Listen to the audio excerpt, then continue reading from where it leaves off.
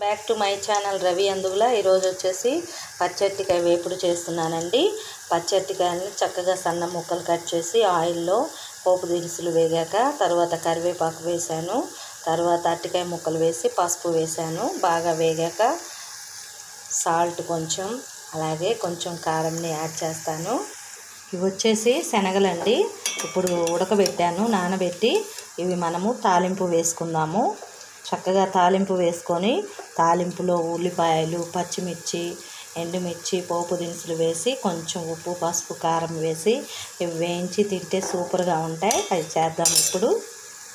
Friends, ఈ విధంగా పోపు వేసాను. ఉల్లిపాయలు అలాగే సన్నగా తరిగిన పచ్చిమిర్చి ఒకటి వేసాను. పోపు దినుసులు, ఎండుమిర్చి, కరివేపాకు వేసా, పసుపు వేసాను. మన టేస్ట్కి సరిపడిన కారం వేసాను. ఇప్పుడు ఆ గుగ్గిళ్ళు వేద్దాం. ఫ్రెండ్స్, ఎంతో టేస్టీగా ఉండే గుగ్గిళ్ళు రెడీ అవుతున్నాయి. కొంచెం సేపు అలాగ వేగనిచ్చి మనము తర్వాత నిమ్మరసంతో సర్వ్ చేసుకుందాం. పైన ఉల్లిపాయ చల్లుకొని మీరు కూడా మాతో పాటు తిందురు కానీ రండి ఫ్రెండ్స్.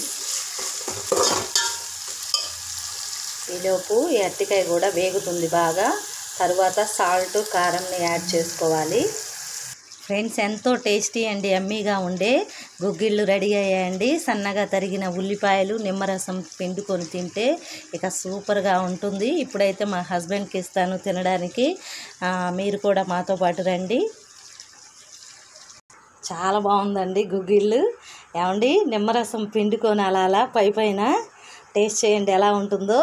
టేస్ట్ చెప్పండి ఫ్రెండ్స్. చాలా బాగుంటుంది. ఆరోగ్యానికి కూడా హెల్దీ అండి. ఇది వరకు రోజుల్లో స్నాక్స్ అంటే ఈవినింగ్ పూట పిల్లలకి ఇలాంటివి పెట్టేవాళ్ళు. ఇప్పుడైతే ఈ పిజ్జాలు, బర్గర్లు అన్నీ వచ్చేసాయి. కానీ ఇవి చాలా హెల్దీ ఫుడ్. దీనిలో ఫైబర్ ఎక్కువగా ఉంటుంది, ప్రోటీన్ రిచ్ ఉంటుంది. ఏమండి, నిమ్మరసం పిండుకోండి. అయ్యయ్యో, నిమ్మకాయ పిండటమే రావట్లా మీకు. వినండి,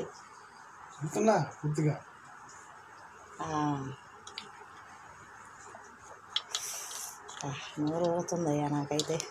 నాకు కూడా చూస్తుంటే నోరు ఊరుతుంది. తినండి. ఏమండి,